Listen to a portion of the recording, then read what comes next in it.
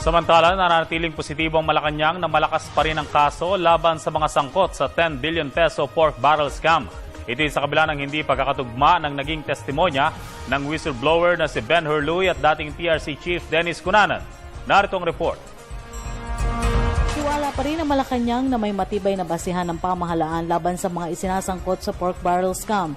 Ipinahayag ito ni Deputy Presidential Spokesperson Abigail Valte sa report na hindi umano magkatugma ang testimonya ng whistleblower na si Ben Hurluy sa naging pahayag ni dating TRC Head Dennis Cunanan sa naging pagdinig sa Senado.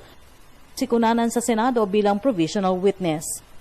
Hindi lang doon sa testimonya tayo umaasa, pati doon sa documentary evidence. Kasi makikita mo naman yan na in-endorse, sumulat sa ganitong ahensya, etc. The document trail has been properly laid out. Magkagayman ang ombudsman pa rin, anya ang may pinal na pagtukoy sa basihan ng pagsasangkot sa kaso.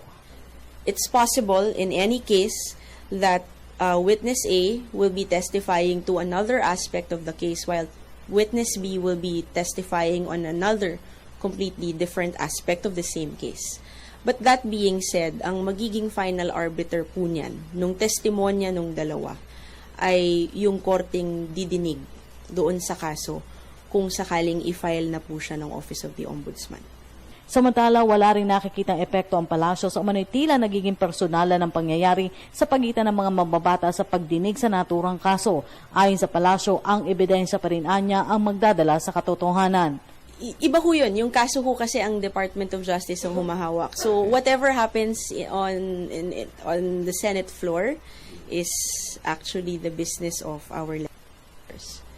Ang concern po ng executive branch ay siguraduhing malakas yung mga kasong fina-file po ng Department of Justice. Samantala, ipinaubaya na ng Malacanang sa Department of Justice ang pag-aaral sa mungkahing mailipat na sa regular detention cell si Janet Lim Napoles ang itinuturing umanong nasa likod ng pork barrel scam.